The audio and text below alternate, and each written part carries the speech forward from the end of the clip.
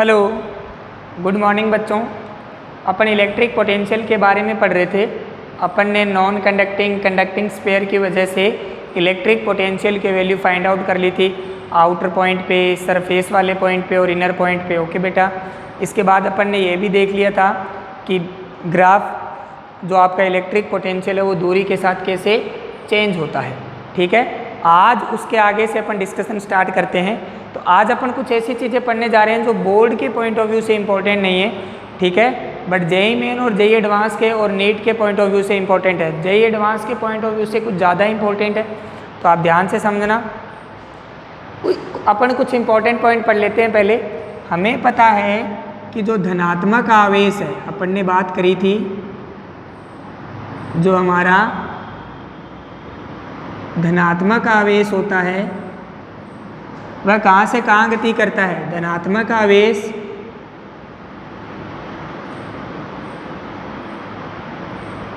उच्च विभव से निम्न विभव की ओर गति करता है। यस या नो? हमने ये बात कर ली थी। धनात्मक आवेश कहाँ से कहाँ गति करता है? उच्च विभव से निम्न विभव की ओर गति करता है। Positive charge move from high potential to low potential. Okay बेटा। इसी टाइप से जो आपका ऋणात्मक आवेश है, नेगेटिव चार्ज है, वो कहाँ से कहाँ मोशन करता है? ऋणात्मक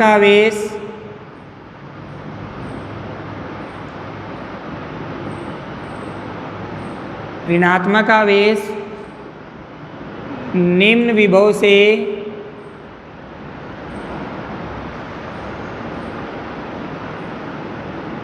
उच्च विभव तक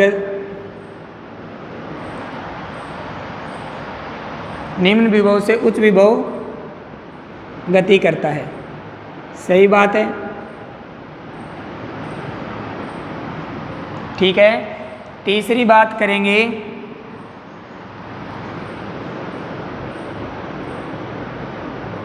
आवेश का प्रवाह दो वस्तुओं में, आवेश का प्रवाह एक वस्तु से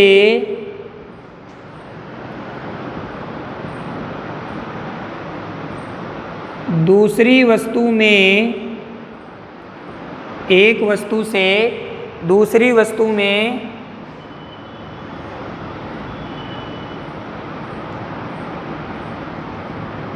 तब तक होता है जब तक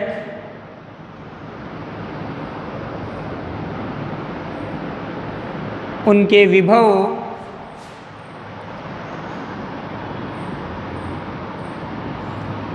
बराबर न हो जाए। ये बात आपको ध्यान रखनी है। आवेश का प्रवाह एक वस्तु से दूसरी वस्तु में तब तक होएगा जब तक उनके विभव दोनों के एक दूसरे के क्या नहीं हो जाएंगे, बराबर हो जाएंगे। फॉर एग्जाम्पल, जैसे आपके पास एक वस्तु A है और एक वस्तु B है। उन दोनों को आपने एक कंडक्टिंग वायर की वजह से जोड़ दिया। ये कौन सा वायर है? आपका कंडक्टिंग वायर है।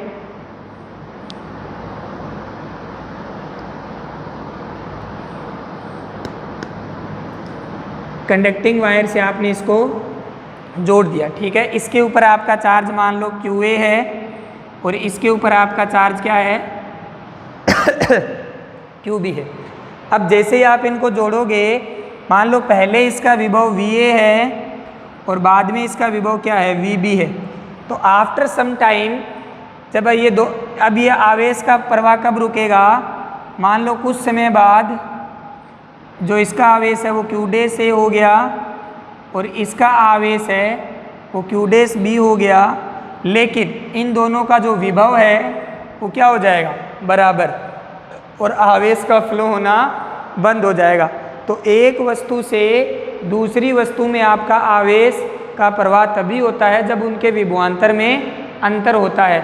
आवेश का प्रवाह होने के लिए विभवांतर में अंतर बहुत ज़्यादा जरूरी है। सेम वैसे ही समझो जैसे आपने हीट पढ़ी थी, उसमें आपने कहा था कि ऊष्मा का प्रवाह अधिक तापमान से कम तापमान की ओर होता है, पर उसके लिए तापांतर क्या था, बेसिक नीड थी।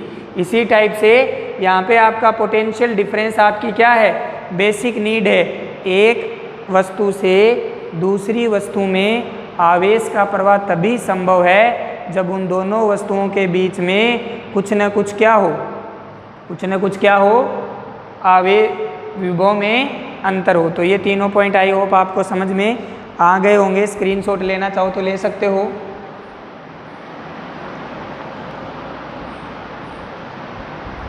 इनके स्क्रीनशॉट ले लेना, ये आपको नोट्स में अवेलेबल नहीं है।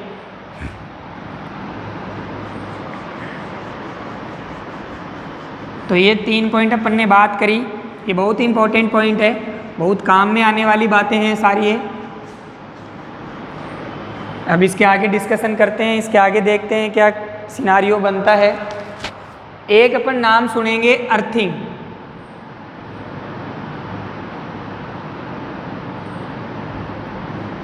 ठीक है, जिसे बोलते हैं भू संपर्क। ठीक है बेटा, अर्थिंग का जो साइन होता है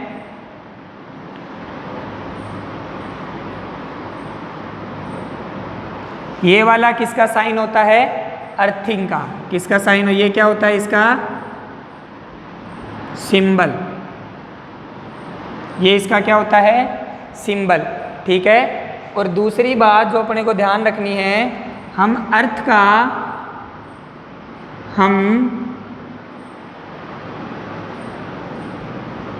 पृथ्वी का विभव शून्य मानते हैं। ठीक है, अपना जो अर्थ का जो पोटेंशियल है वो कितना मानते हैं, शून्य। इसका मतलब अगर आप किसी भी वस्तु को पृथ्वी से जोड़ोगे और उन दोनों के बीच में जब आवेश का प्रवाह बंद हो जाएगा, इसका मतलब उन दोनों का विभव क्या हो गया, बराबर हो गया। जैसे फॉर एग्जांपल आपके पास ये वस्तु है और आपने इसको अर्थ से जोड़ दिया। ठीक है, तो पृथ्वी का विभव कितना है, 0। तो कुछ समय बाद इस वस्तु के भी विभव क्या हो जाएगा, 0 हो जाएगा। क्या हो जाएगा, 0 हो जाएगा। तो हम पृथ्वी का विभव हमेशा क्या मान के चलते हैं, 0 मान के चलते हैं। और पृथ्वी से जिस वस्तु को जोड़ते हैं कुछ समय बाद उस वस्तु का विभव भी क्या हो जाता है, 0, क्योंकि आवेश वस्तु से कहाँ जाना शुरू हो जाता है, पृथ्वी में। और कुछ समय बाद आवेश का प्रवाह क्या हो जाएगा, रुक जाएगा। इसका मतलब आवेश का प्रवाह कब रुकता है, जब इन दोनों का विभव बराबर हो जाए। अब ये वस्तु तो बहुत छोटी है, तो ये पृथ्वी को तो आवेशित नहीं कर सकती, लेकिन पृथ्वी इसको निरावेशित कर सकती है। तो जब हम किसी वस्तु को पृथ्वी से जोड़ देते हैं तो उसका विभव अपन क्या मानते हैं, उस वस्तु का 0। वेरी वेरी इंपॉर्टेंट पॉइंट है। ठीक है, जब हम पृथ्वी से किसी वस्तु को जोड़ देते हैं या किसी वस्तु की अपन अर्थिंग कर देते हैं तो उसका जो पोटेंशियल होता है वो अपन क्या मान के चलते हैं, 0। ओके बेटा, तो ये पॉइंट भी आपको समझ में आया होगा।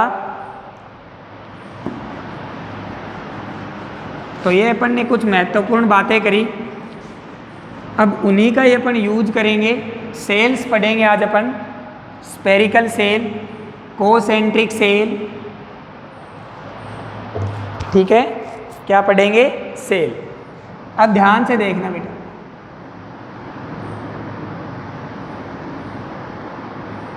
ये आपके पास कोई भी सेल है जिसके ऊपर यूनिफॉर्मली चार्ज डिस्ट्रीब्यूटेड है।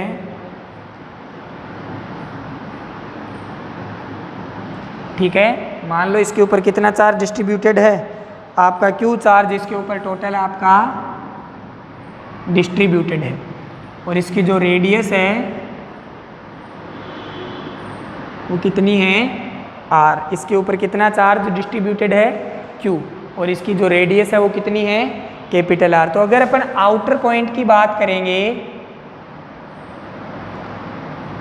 V आउट, ठीक है, बाहर वाले बिंदु की बात करते हैं तो आपका विभव आता है KQ अपॉन स्मॉल r, कि वो आपका बिंदु कितनी दूरी पे है, यही आता है।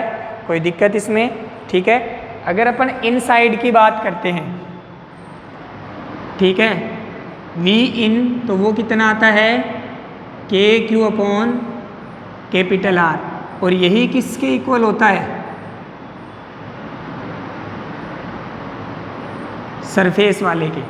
तो ये तो हमें बहुत अच्छे से पता है कि सर जो आउटर पॉइंट होता है उसके ऊपर के क्यू अपॉन आर, आर क्या होता है, डिस्टेंस कहाँ से, सेंटर से, ठीक है। जो आपका इनर पॉइंट होता है उसके ऊपर कितना आता है, के Q upon capital R, capital R क्या है, रेडियस ऑफ सेल, ठीक है। और सरफेस पे भी वही आता है। ये तो हमें बहुत अच्छे से पता है सर, इसमें तो कोई डाउट हमें है नहीं, ठीक है। ये तो हमने बिल्कुल क्लियर कर रखा है। अब कैसे क्वेश्चन आते हैं वो बात शुरू करते हैं, देखना ध्यान से। आपको ऐसे कोसेंट्रिक सेल देगा, ठीक है ना। ये मान लो इसकी रेडियस आपने मानी R1 और इसके ऊपर आपने चार्ज मान लिया Q1। इसकी आपने जो रेडियस है वो मानी R2 और इसके ऊपर आपने चार्ज मान लिया Q2, ठीक है। यह आपकी सेल नंबर फर्स्ट और यह आपकी सेल नंबर सेकंड। पेपर में क्वेश्चन कैसे आता है, पेपर में क्वेश्चन ऐसे आएगा कि सेल ए की सतह पे विभव, ठीक है ना। तो अपन क्या बोलेंगे, सेल ए की सतह पर विभव। अब अपन ये पॉइंट आप ध्यान से देखना बेटा, सारे कंसेप्ट यहीं से ही निकलने वाले हैं आपके, ठीक है। एक एक पॉइंट को ध्यान से देखो। अब देखो एक की सतह ये रही, यही तो है एक की सतह। अब एक की सतह पे एक तो स्वयं के Q के कारण होगा और एक किसके कारण होगा, Q2 के कारण, ठीक है। अब देखो कितने पोटेंशियल है एक की सतह पर, दो। कौन कौन सा, एक तो खुद की सतह पे कितना होता है, के क्यू अपॉन आर, ठीक है। और एक ये किसके अंदर है, दो के अंदर है, तो दो के अंदर भी कितना होगा, के क्यू टू अपॉन कुछ भी होगा। अब अपन शुरू करते हैं। मान लो एक की सतह पे जो आपका टोटल पोटेंशियल है, मैं बोल देता हूँ VT1, ओके बेटा। V टोटल किसकी सतह पे, 1 की सतह पे, किसके कारण, एक तो आएगा, इसको अपन ऐसा लिख देते हैं V1 और ये V1, 2 बार V1 लिख दो क्योंकि 2 बार आएंगे। एक तो किसके कारण आएगा,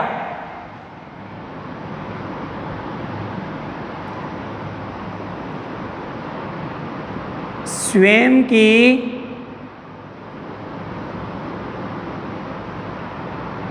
सतह पर। इसका मतलब कौन सा पॉइंट है ये,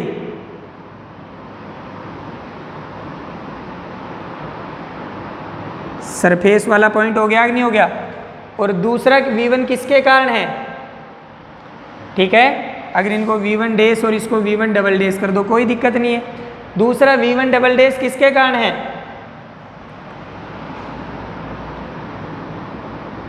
सेल 2 के कारण, किसके कारण है, सेल 2 के कारण, है या नहीं है। और ये सेल 2 के कारण कहाँ है, अंदर। तो ये कहाँ वाला पॉइंट है आपका, इनसाइड पॉइंट है। कहाँ वाला पॉइंट है, इनसाइड वाला पॉइंट है। ये जो आपका Q1 की सतह यही तो है 1 की। अब इस पे कितने स्वयं के कारण आता है, एक तो स्वयं के कारण कितना आएगा, के Q1 अपॉन स्वयं की रेडियस R1, और किसके कारण आएगा, Q2 के कारण आएगा। अब ये जो 1 वाली जो सतह है ये कहाँ पे है, 2 के अंदर ही तो है। तो अंदर किसी भी गोलीय चालक के अंदर विभव कितना होता है, जितना सरफेस पे होता है। तो इसकी सरफेस पे कितना है, के Q2 अपॉन R2। अब लिखेंगे तो खुद की सतह के कारण कितना है, के Q1 अपॉन R1 प्लस, अब देखो 2 के कारण है कहाँ पे, एक पे, पर ये 2 के लिए जो ये पॉइंट है ये कहाँ वाला पॉइंट है, 2 के लिए जो ये बिंदु P है ये कहाँ है, अंदर है।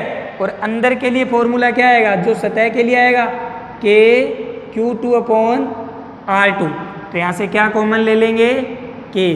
तो ये आपका एक ही सरफेस पे टोटल पोटेंशियल आ गया, जो हम इस तरीके से निकाल सकते हैं। हाँ ना बोलो बेटा, समझ आया होगा आपको। ठीक है, सबसे पहले जब भी स्फेरिकल सेल आए तो आपको ये देखना है कि ये पॉइंट कहाँ है। जिसकी सतह पे है उसकी सतह के कारण लिख दो, जिसके अंदर है उसके अंदर के कारण लिख दो। ठीक है, जिसके बाहर है उसके बाहर के कारण लिख दो। ठीक है, तो ये पॉइंट आपको समझ में आया होगा। अभी आपको और समझ आ जाएगा। ठीक है, अपन पूरी बात ऐसे ही करेंगे। अब अपन एक और चीज़ देख रहे हैं, दिख रहा होगा आपको ये पूरा, बिल्कुल दिख रहा है बेटा, कोई डाउट ही नहीं है इसमें। अब वो आपको बहुत अच्छे से दिख रहा होगा। अब और बात करते हैं, सेल 2 की सतह पे देखें एक बार। सेल 2 की सतह पर, सेल 2 की सतह पे चलते हैं। सेल 2 की सतह पे चलेंगे तो मान लो ये जो पॉइंट है, ठीक है, ये R है। R की बात करते हैं अपन। ठीक है, तो सबसे पहले लिख लेंगे V टोटल एट सरफेस 2, वही बात V2 dash plus V2 double dash 2 लिख लेंगे। अब आपको ये देखना है कि ये R कहाँ है। तो हमें पता है ये R Q1 के तो आउटर साइड है और Q2 की कहाँ है, सरफेस पे है या नहीं है सर। तो ये V2 डैश ये किसके कारण है, सेल 1 के बाहर, हाँ है ना। इसका मतलब ये कौन सा आएगा, आउटसाइड। और ये कहाँ है, सेल 2 की सतह पे। तो ये कौन सा आएगा, एट सरफेस, हाँ ना बोलो, यस सर। ओके, अब देखो सेल ए के बाहर, बाहर वाले बिंदु पे पोटेंशियल क्या होता है, KQ/r। स्मॉल r क्या है, सेंटर से उस बिंदु की दूरी। तो यहाँ से यहाँ तक की दूरी कितनी रहेगी, R2 ही तो रहेगी। पर ये किसके कारण है, सेल ए के कारण। तो KQ1/R2 प्लस K, और इसकी कहाँ है, सरफेस पे। तो KQ2/R2, K/R2 क्या ले लिया, कॉमन। तो अंदर क्या बना, Q1 प्लस Q2। ये कहाँ आ गया, 2 की सरफेस पे टोटल पोटेंशियल। ठीक है, बहुत ही आसान सी बात थी। सबसे पहले अपने को स्टेप बाय स्टेप चलना है। सबसे पहले अपने को एक ही चीज़ को ध्यान में रखना है कि वो पॉइंट है कहाँ। जैसे ही आपको ये पता चल जाएगा कि वो पॉइंट कहाँ है, तो आप मेंशन कर लीजिए कि वो पॉइंट कहाँ है। जैसे अपन एक बात और कर लेते हैं बेटा, आई होप आपको वो बात भी बहुत अच्छे से समझ में आ जाएगी। ठीक है ना, तो मैं आपको बहुत अच्छे से समझाने की कोशिश करता हूँ। बस आपको ध्यान रखना है, आपको बस एक ही चीज़ का ध्यान रखना है कि वो पॉइंट है कहाँ। ठीक है, अब ये तो आपको पता ही है, तो इसको तो अपन हटा देते हैं। फॉर्मूले तो आपको याद हो गए होंगे, पढ़ते तो होंगे आप घर पे। इस बार बात करते हैं एक नए क्वेश्चन की।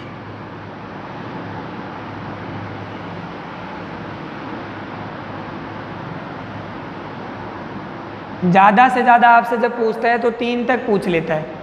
कहाँ तक पूछ लेता है, 3 तक। ठीक है ना, ज़्यादा से ज़्यादा जब आपसे पूछेगा तो कहाँ तक पूछ लेगा, 3 तक। ओके बेटा, इस पे आप चार्ज मान लो Q, इस पे चार्ज मान लो 2Q, इस पे आपने चार्ज मान लिया 3Q। सेम चीज़ ये R ये 2r और ये 3r, ठीक है, ये r, ये 2r और ये 3r। ओके बेटा, ऐसा केस हो सकता है। या आप मान लो ए की सतह है, ये बी की सतह और ये सी की सतह, तो अपन ए की सतह पे लिखते हैं, ए की सतह पर विभव। तो ए की सतह पे देखो क्या मेंशन कर देंगे, वी ए, ठीक है ना, और यहाँ पे लिख देंगे टोटल। ओके, अब देखो ए की सतह पे आप कोई बिंदु मानो, आपने बिंदु मान लिया ये, माना आपने W। अगर आपको W पे लिखना है तो W देखो ए की तो सतह पे है, बी के कहाँ है, अंदर, और सी के भी कहाँ है, अंदर। तो अपन कितने पोटेंशियल आएंगे, 3। कौन कौन से, एक तो आएगा वी ए डैश, एक आएगा वी ए डबल डैश और एक क्या आएगा, वी ए ट्रिपल डैश। अब लिख लो ये किसके कारण है, सरफेस किसके, ए, ये क्या है, इनसाइड किसके, बी के, और ये भी किसकी वजह से है, इनसाइड किसके, सी के। यस सर, कोई डाउट ही नहीं है सर, इसमें तो बहुत आसान हो गया।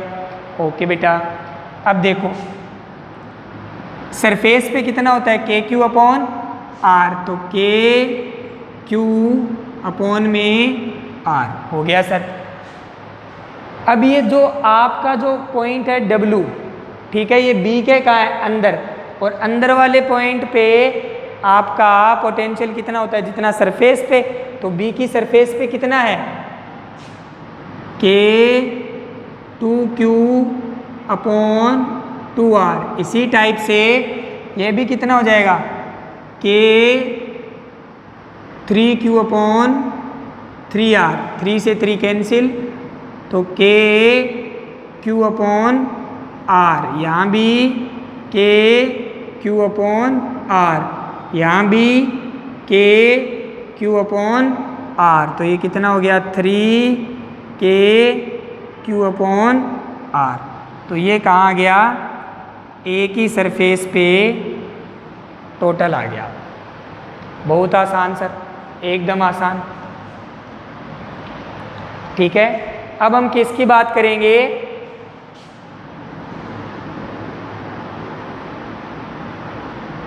बी की सतह पर विभव।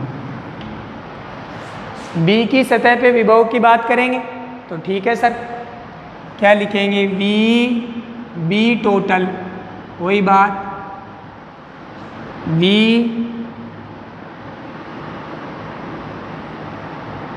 बी डैश वी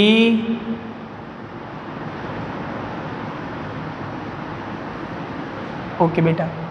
अब देखो ये जो पॉइंट है आपका, इसको मान लो डब्ल्यू एक्स, एक्स जो पॉइंट है ये ए के कहाँ है,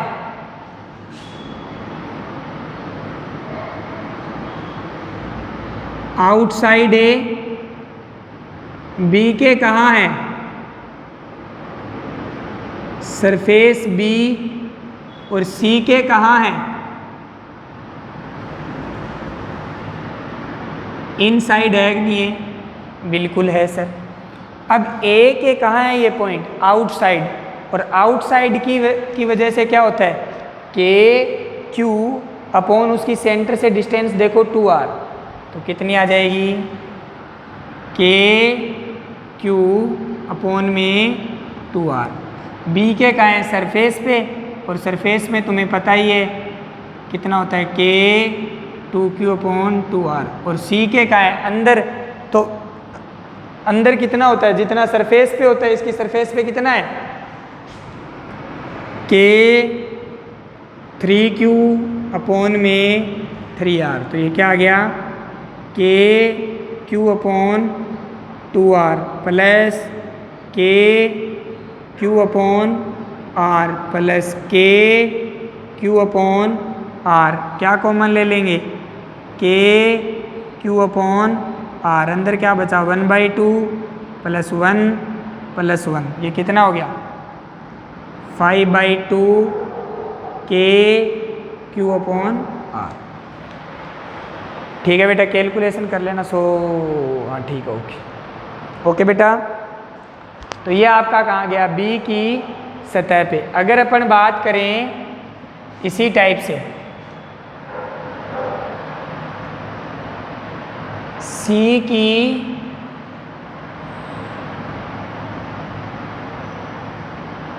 सतह पर विभव, ठीक है, तो अगर आपको C की सतह पे विभव निकालना है तो क्या करेंगे VC टोटल, वही केस, एक बार VC, दो बार VC, 3 बार VC।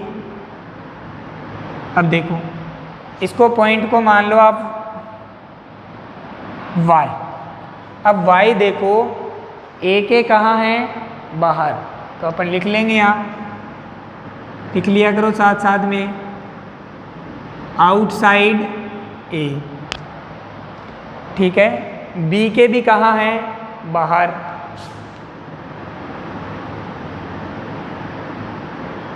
आउटसाइड B, और C कहाँ है सरफेस पे। हाँ ना बोल दो, हाँ सर, ठीक है। अब लिख देंगे आउटसाइड की वजह से कितना होता है KQ, और उसकी सेंटर से डिस्टेंस, कितनी डिस्टेंस पे है 3R पे, फिर K2Q, उसके सेंटर से भी कितनी डिस्टेंस है 3R, और लास्ट में K3Q अपॉन 3R। तो सोल्व तो कर लोगे आप इसको, सोल्व करने में तो तुम्हें कोई दिक्कत नहीं आनी चाहिए, कर लोगे। तो यह आपका एक सिंपल से कंसेप्ट हैं। आपको सबसे पहले एक ही चीज़ ध्यान में रखनी है कि जिस भी बिंदु पे पूछा जाए उस बिंदु को आपको देखना है कि ये बिंदु किसके अंदर है, किसकी सतह पे है और किसके बाहर है। फिर जिसके अंदर है उसके लिए अंदर का फॉर्मूला लगाओगे, जिसके लिए सतह पे है उसके लिए सतह का फॉर्मूला लगाओगे, और जिसके लिए बाहर है उसके लिए बाहर का फॉर्मूला लगा देंगे। तो आई होप आपको ये समझ में आ गया होगा, ठीक है बेटा।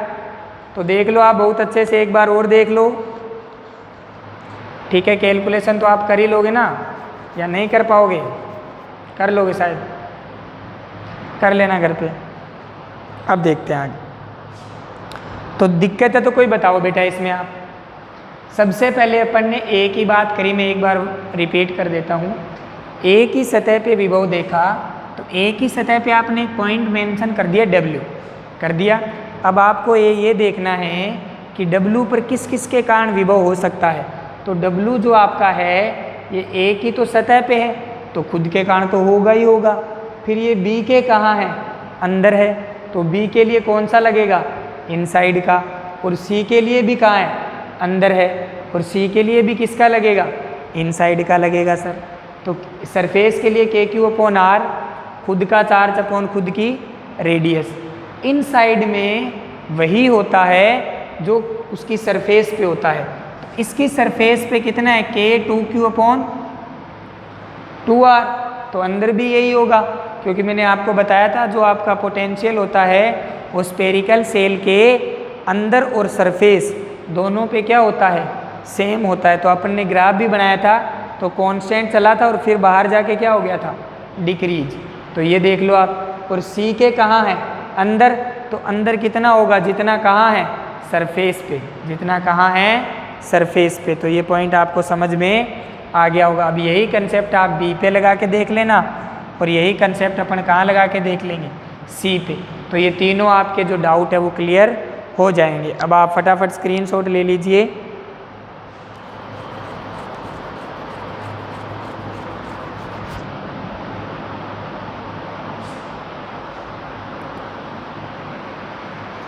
फटाफट ले लो बेटा स्क्रीनशॉट, ले लिया होगा। आगे बढ़ते हैं, ठीक है।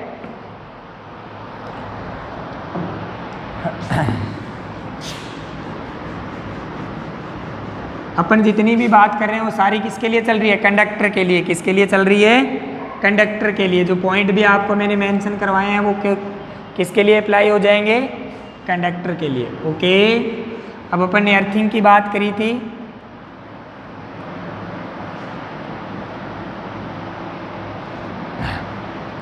तो देखो एक बार ध्यान से, जब अपन किसी भी वस्तु को अर्थिंग कर देते हैं तो आपने क्या कहा? उसका विभव सर जीरो हो जाता है। क्या हो जाता है? जीरो हो जाता है। यही बात अपन ने करी कि किसी भी वस्तु की या किसी भी कंडक्टिंग सरफेस की जब आप अर्थिंग कर देते हो तो उसका विभव जीरो हो जाता है। क्या सर आवेश भी जीरो हो जाता है? बच्चों के दिमाग में ये क्वेश्चन आता है कि क्या सर आवेश भी जीरो हो जाता है? आवेश जीरो नहीं होता। ये कंडीशंस पे डिपेंड करता है। अगर आपकी अकेली कंडक्टिंग सेल है तो आवेश जीरो हो सकता है, और अगर आपकी अकेली नहीं है, 2-3 कोसेंट्रिक सेल्स हैं तो आवेश जीरो नहीं होगा। वेरी वेरी इंपॉर्टेंट बात, ध्यान से सुन लो। जब किसी वस्तु को या किसी भी कंडक्टिंग बॉडी को अपन किससे जोड़ते हैं? अर्थ से, अर्थिंग कर देते हैं, तो सर उसका पोटेंशियल तो जीरो हो जाता है, लेकिन उसका आवेश जीरो होगा या नहीं होगा ये कंडीशन पे डिपेंड करता है। अगर मैं ऐसे कहूँ कि हमेशा जीरो होगा तो ये बात सरासर गलत है, ठीक है ना। क्यों सर? क्योंकि जो आपका पोटेंशियल है वो दूसरे की वजह से भी तो आता है। अभी अपन ने निकाला ना, एक ही सतह पे तीनों के कारण आ रहा था, इसलिए वो जीरो हो गया, ठीक है। पर चार्ज आपका जीरो होगा या नहीं होगा ये किस पे डिपेंड करता है? कंडीशंस पे डिपेंड करता है। ओके बेटा, तो अपन बात करते हैं अब आगे। इसी को भी अपने केस से समझते हैं।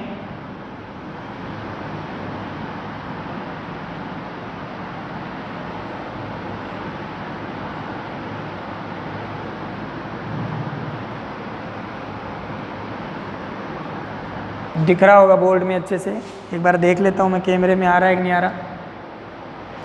बिल्कुल आ रहा है बेटा, कोई टेंशन वाली बात नहीं है, ठीक है। आपको समझ भी आ रहा होगा।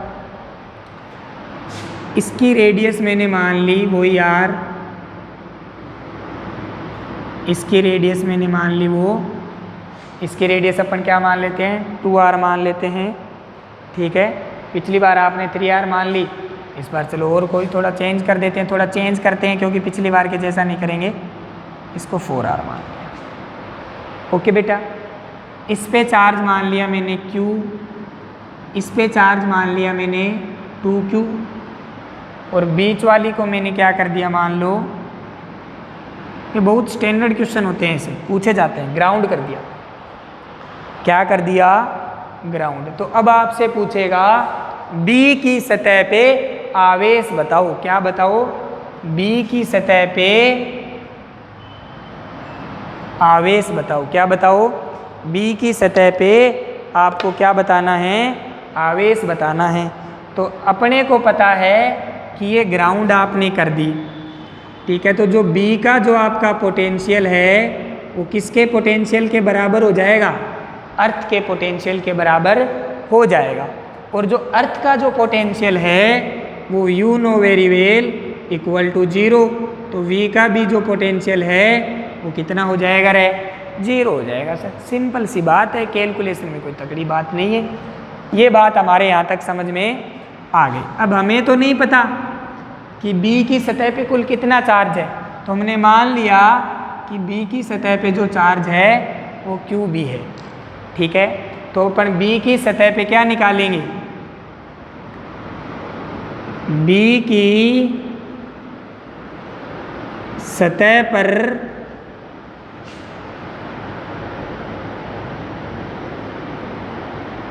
कुल विभव निकालेंगे और इसको किसके इक्वल पुट कर देंगे? ऊपर 0 के। अब देखो B की सतह पे जो आपका विभव है वो किस किस के कारण आएगा? VB, 3 सेल है तो 3 बार लिख लो बस, फिर अपन लगाते रहेंगे इस पे। ये डेस, ये डबल डेस, ये ट्रिपल डेस, ये वी बी डेस, ये किसके कारण है? ए के कारण।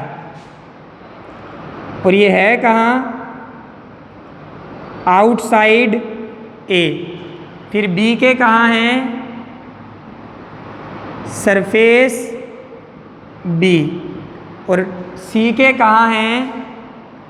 तीनों का एक साथ आपको दर्शन हो गया, देखो, इनसाइड सी। इसीलिए अपन बीच वाले को कर लिए ताकि आपको तीनों एक साथ समझ में आ जाए। ओके बेटा, अब देखो ध्यान से, अगर इसकी बात करेंगे तो क्या करेंगे? ध्यान से देखेंगे, आउटसाइड है ए के, तो ए के आउटसाइड कितना होगा? इसके सेंटर से जो डिस्टेंस है वो ले लेंगे, तो के क्यू अपॉन डिस्टेंस कितनी है? 2r है sir.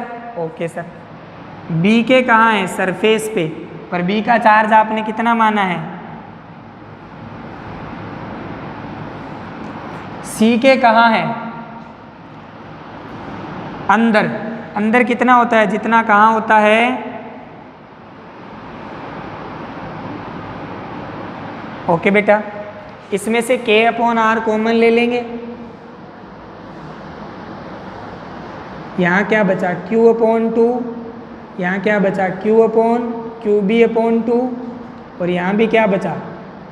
q upon 2 equal to 0। तो ये 0 में चला गया, तो क्या हो गया आपका? Q B upon 2, Q by 2 और Q by 2, Q equal to 0। तो Q B upon 2 equals to minus Q, तो Q B equals to minus 2q। Okay बेटा, तो ये आपका केस बन जाएगा, ठीक है ना? इस तरीके से अपन इसके ऊपर क्वेश्चन कर सकते हैं। तो जो B के ऊपर जो चार्ज है वो कितना आया? -2q। कितना आया? -2q। बात समझ में आ गई होगी।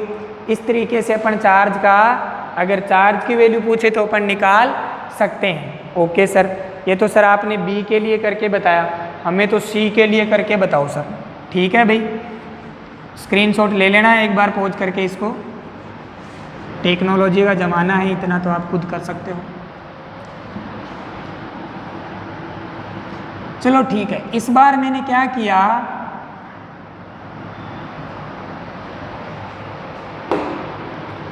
इस बार मैंने इसको 2q आवेश दे दिया और C की क्या कर दी? रहे अर्थिंग कर दी। क्या कर दी? अर्थिंग कर दी। तो C का जो पोटेंशियल है वो वही होगा जो अर्थ का पोटेंशियल है। अर्थ का पोटेंशियल कितना? 0। तो VC का भी 0। VC अगर बात करें टोटल की तो किस किस के? VC, VC, VC, डेस, डबल डेस, ट्रिपल डेस कहाँ है? Outside A। ये कहाँ है? Outside B। और ये कहाँ है? Surface, surface C। इसके ऊपर मैंने चार्ज क्या माना? QC। लगाएं फॉर्मूला, कितना आएगा? आउटसाइड है K Q अपॉन R। इसके कहाँ है? आउटसाइड है K 2Q अपॉन, आउटसाइड है, सॉरी 4R आएगा। कितनी डिस्टेंस पे है पॉइंट?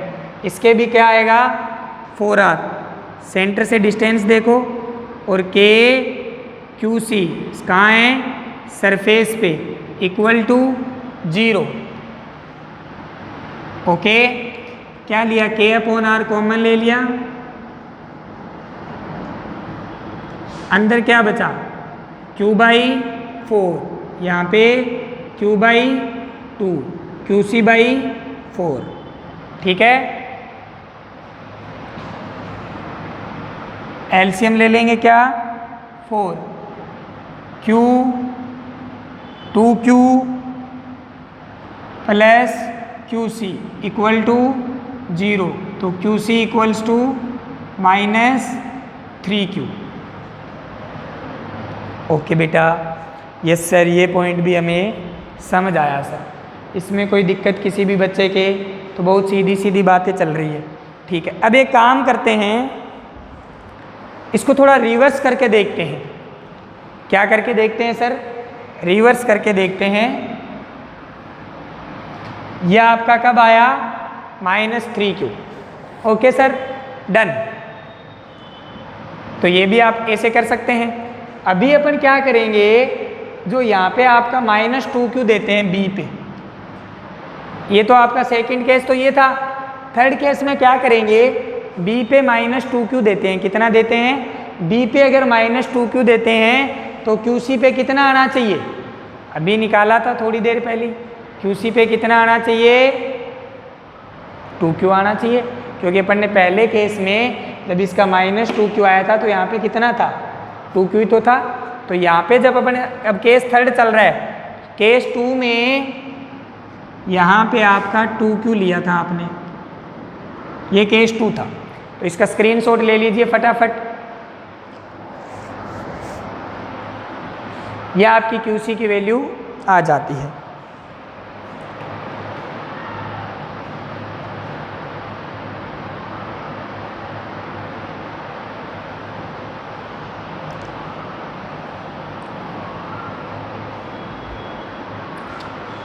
केस थर्ड में देखते हैं बेटा। केस थर्ड को ध्यान से देखना। मैंने इसमें क्या बोला? मैंने इसमें ये बोला, बी को दिया मैंने -2Q। ओके सर, तो केस तो यही रहेगा सारे, सी पे ही अर्थिंग है, तो यही रहेगा। यहाँ पे क्या आ जाएगा? -2Q, तो यहाँ पे क्या हो जाएगा? -Q/2। अगर अब एलसीएम लेंगे, अब ध्यान से देखना बेटा, अगर अब अपन एलसीएम लेंगे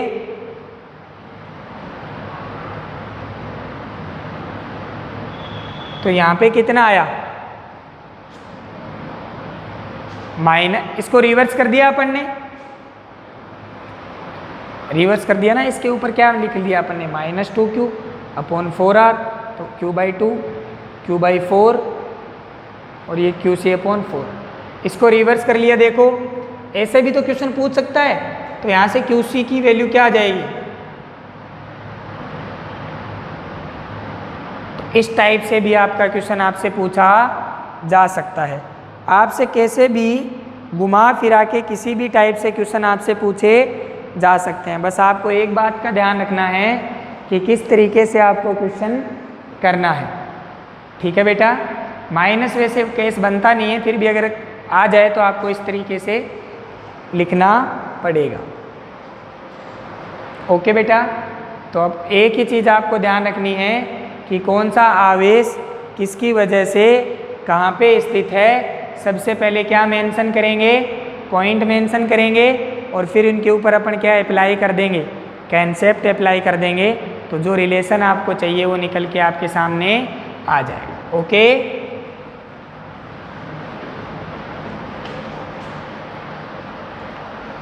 तो ऐसे क्वेश्चन भी आ सकते हैं। तो आपको अर्थिंग कर दे तो इस टाइप से करना है।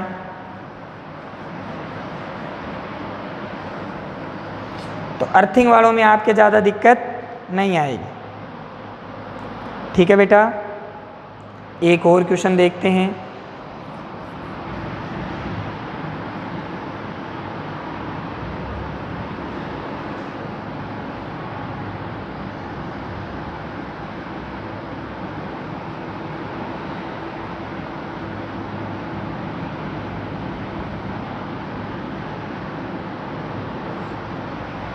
पेपर में ऐसे क्वेश्चन आता है कि इन दोनों को आपने एक वायर से क्या कर दिया? जोड़ दिया। एक वायर से आपने इन दोनों को जोड़ दिया। ठीक है, तो कितना चार्ज इस वायर में से फ्लो होगा? ठीक है, तो अपने को नहीं पता चार्ज कहाँ से कहाँ जा रहा है, अपने को ये नहीं पता। ठीक है, तो मान लीजिए इसमें से आपका Q चार्ज निकल गया तो वो कहाँ जाएगा, इसके पास ही तो जाएगा। इसमें से जाने वाला चार्ज आपने क्या मान लिया, स्मॉल q। तो इसमें से कितने चार्ज की कमी आई, Q की। तो इसमें कितने की वृद्धि हो गई, प्लस Q की। ठीक है, अब फॉर्मूला लगाएंगे तो अपन यहाँ का A का और B का पोटेंशियल क्या कर देंगे, इक्वल। तो VA इक्वल टू क्या है, VB। अब VA लिखेंगे तो ये A की क्या है, सतह पे है, तो K Q minus Q upon R plus, और ये B के कहाँ है, अंदर, तो K 2Q plus Q upon में R। Okay sir, equal to B कहाँ है, B की सरफेस पे, लेकिन A के कहाँ है, बाहर, तो K Q minus Q upon में 2R plus K 2Q plus Q, यहाँ पे कितना आएगा, 2R, और ये भी कितना आएगा, 2R। ओके बेटा, सीधी सी तो बात है। आपने इसको किससे जोड़ दिया, एक वायर से जोड़ दिया, तो इसका मतलब इन दोनों में आवेश का प्रवाह एक समय के बाद क्या हो जाएगा, बंद हो जाएगा। और आवेश का प्रवाह जब बंद हो जाएगा तो इन दोनों का आपका पोटेंशियल क्या है, सेम है या नहीं है। अगर पोटेंशियल सेम है तो मैंने A पॉइंट और B पॉइंट का पोटेंशियल क्या कर दिया, सेम कर दिया। तो इस तरीके से अपन ने ये रिलेशन निकाल लिया। ओके बेटा, जैसे ही आपने ये रिलेशन निकाला, आप क्या कर लेंगे, ये तो ये कैंसिल हो गया, क्या बचा, K अपॉन R से K अपॉन R भी कैंसिल, तो इधर क्या बचा, Q minus Q equals to Q minus Q upon में 2, क्रॉस मल्टीप्लाई कर दिया, 2Q minus 2Q equals to Q minus Q। इसको इधर ले जाओ तो 2Q माइनस Q और 2Q माइनस Q, तो Q इक्वल्स टू Q। कितना चार्ज फ्लो हुआ इस तार में से, Q चार्ज फ्लो। और ये बात सही भी है, जब आप इन दोनों को जोड़ दोगे तो ये एक ही तो बॉडी बन जाएगी, और एक ही बॉडी बन जाएगी तो सारा चार्ज कहाँ आ जाता है, सतह पे। तो ये पूरा चार्ज कहाँ आ जाएगा, सतह पे आ जाएगा। कोई प्रॉब्लम यहाँ तक। जैसे ही आप किन्हीं भी दो कोसेंट्रिक सेल को एक तार से जोड़ दोगे तो उन दोनों कोसेंट्रिक सेल के विभव क्या हो जाते हैं, बराबर। मैंने विभव बराबर कर दिए। अब मैंने A बिंदु पे कुल विभव लिख दिया, एक तो खुद के कारण और एक B के कारण, और एक मैंने B पे कुल विभव लिख दिया, एक तो खुद के कारण और एक A के कारण, और उन दोनों को क्या कर दिया, बराबर। और उन दोनों को बराबर करने के बाद अपन ने उसको क्या कर लिया, सोल्व कर लिया। ओके बेटा, तो ये पॉइंट भी आपको समझ में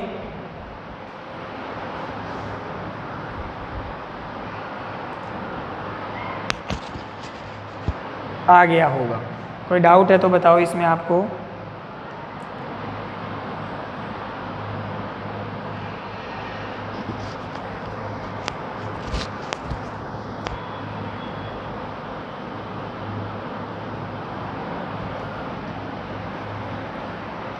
ठीक है, तो ये आपका एक और पॉइंट जो अपन ने यहाँ पे मेंशन किया। आपको ध्यान रखना है कि किस तरीके से आपको न्यूमेरिकल की अप्रोच लगानी है। ठीक है, इस तरीके से अगर आप न्यूमेरिकल के ऊपर पकड़ रखोगे तो आप जल्दी ही कवर कर जाओगे। ठीक है बेटा, ओके बेटा, तो ये पॉइंट भी आपको समझ में आया होगा। जब भी दो कंडक्टिंग सेल को आप किससे ज्वाइंट कर दोगे, एक वायर से, तो आपका इस टाइप का फिनोमिना बन जाएगा। उस वायर में से जाने वाला आपसे क्या पूछ लेगा, वो चार्ज पूछ लेगा। ओके बेटा, तो ये आपके कुछ इंपॉर्टेंट पॉइंट्स थे जो अपन ने आज डिस्कस करे। इनके ऊपर किसी भी टाइप का आपसे क्वेश्चन पूछा जा सकता है। एक और बात कर लेते हैं, जैसे आपको ऐसे सरफेस दे दे, ठीक है, इस टाइप से आपको तीन वापिस से क्या दे दे, कोसेंट्रिक सरफेस दे दे, ठीक है ना। और आपसे हर सरफेस पे चार्ज पूछ ले। क्या पूछ ले? आपसे हर सरफेस पे क्या पूछ ले? चार्ज पूछ ले बेटा। क्या पूछ ले? चार्ज पूछ ले। ठीक है, जैसे यहाँ पे आपको कुछ भी चार्ज दे दे, यहाँ पे आपको क्यू चार्ज दे दे, यहाँ पे आपको चार्ज दे दे -2 क्यू चार्ज दे दे, और यहाँ पे आपको चार्ज दे दे क्यू। अब पूछे कि इसकी इनर सरफेस पे कितना चार्ज आएगा, आउटर सरफेस पे कितना चार्ज आएगा, इसकी इनर सरफेस पे कितना चार्ज आएगा, और यहाँ पे सॉरी ऐसे करो, चलो थोड़ा चेंज करते हैं इसमें।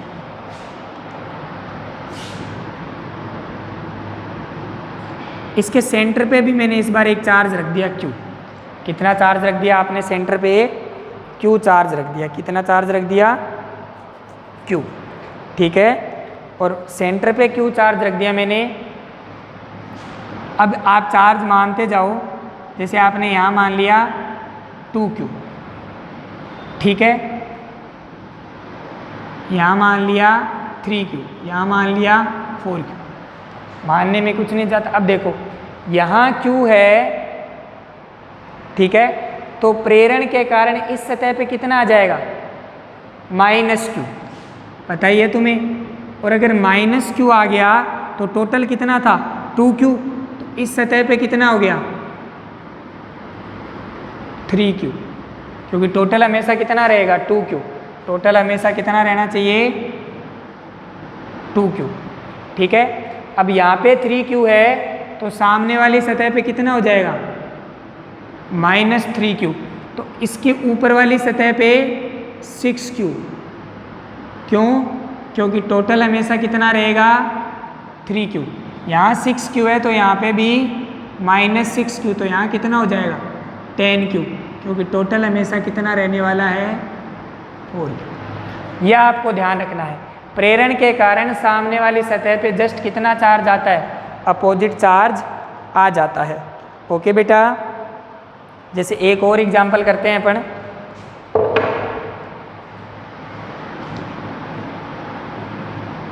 यहाँ पे Q है और यहाँ पे आपका चार्ज है 2Q। अब आपको फाइनल चार्ज बताना है कि सेल पे क्या रहेगा। तो यहाँ Q है तो प्रेरण के कारण सामने वाली सतह पे कितना आ जाएगा? -2Q। बट इस सरफेस पे टोटल चार्ज कितना है? 2Q। तो इस सतह पे कितना आ जाएगा? 3Q, क्योंकि इन दोनों का सम अभी भी कितना है? 2Q। इस तरीके से क्वेश्चन आपके पेपर में आते हैं। तो आपको कुछ भी नहीं करना, जो चार्ज सेंटर पे रहता है उसका अपोजिट चार्ज सामने वाली सरफेस पे बना देना है प्रेरण के कारण। किसके कारण? प्रेरण के कारण। प्रेरण अपन ने विधि पढ़ी थी।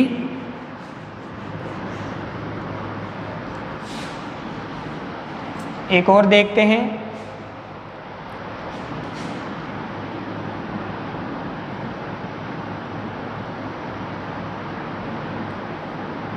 Q, 2Q, 5Q और यहाँ पे सब Q। प्रेरण के कारण सामने वाली पे -Q, लेकिन टोटल कितने? 3Q, 2Q। तो यहाँ कितना हो जाएगा? 3Q। इन दोनों का सम कितना आ जाएगा? 2Q। यहाँ 3Q, इसके कारण -3Q, लेकिन यहाँ कितना है? 5Q। तो यहाँ कितना हो जाएगा? 8Q। इन दोनों का सम कितना आ जाएगा? 5Q। 8Q, तो यहाँ पे -8Q, तो यहाँ कितना हो जाएगा? 15Q। तो इन दोनों का कितना आ जाएगा? यहाँ पे 7Q।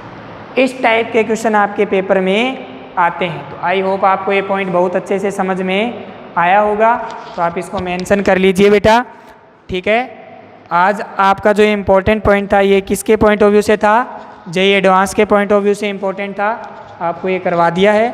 ठीक है, बाकी अपन नेक्स्ट लेक्चर में पढ़ेंगे। कल अपन पोटेंशियल एनर्जी के बारे में, ठीक है, इसके बारे में आगे कंटिन्यू बातें करना शुरू करेंगे। ठीक है, एक आप बार बार जो आपको डीपीपी दी गई है उन्हें आप करते रहिए। आपको उनका सॉल्यूशन करवा दिया जाएगा यहीं बोर्ड में, बोर्ड के ऊपर इसी माध्यम से। आप बार बार मैसेज ना करें कि हमें क्वेश्चन करवाइए, क्वेश्चन करवाइए। अगर आप बार बार मैसेज करोगे तो आपकी डीपीपी परमानेंट बंद कर दी जाएगी। ठीक है, मैंने आपको एक बार कह दिया है कि आप करते रहिए, जो आपको नहीं आता है उनको आप मेंशन करते रहिए। लेकिन आप बार बार अगर जैसे आपको अभी डीपीपी दी गई है, जो डीपीपी सेकंड या शायद थर्ड है, उसके अंदर कुछ पोटेंशियल एनर्जी के क्वेश्चन है, तो अभी आपको वो पढ़ाई ही नहीं है, तो आप उसकी जल्दबाजी ना करें, आपको करवा दी जाएगी नो डाउट, पर मैंने उसका तो सॉल्यूशन आप तक पहुंचा दिया है। पर आगे से आप ध्यान रखें, अगर आप बार बार ऐसी हरकतें करोगे तो आपकी डीपीपी बंद कर दी जाएगी। Okay, thank you.